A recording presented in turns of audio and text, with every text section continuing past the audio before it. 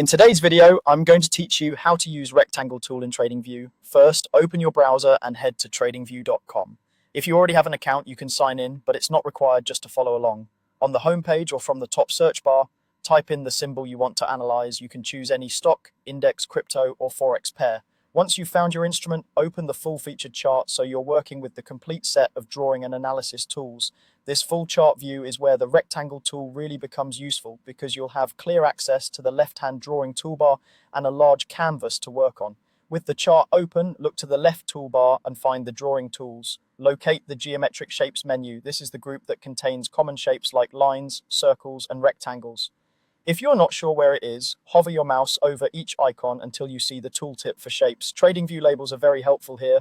Opening this shapes menu lets you quickly switch between visual elements designed for marking zones and patterns, which is perfect for price action analysis. Now click rectangle from that shapes menu. Your cursor will change to drawing mode.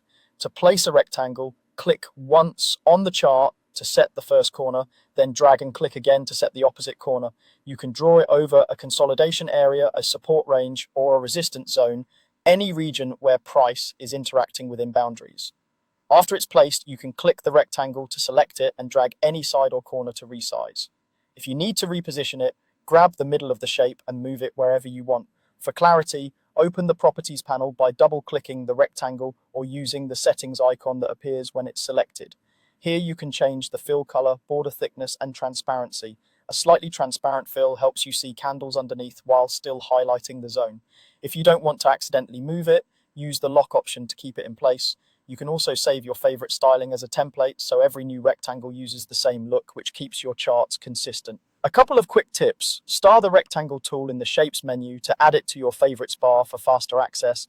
And remember, you can delete any shape by selecting it and pressing delete. Rectangles are ideal for marking supply and demand zones, identifying ranges, and visually tracking areas where breakouts or reversals might happen.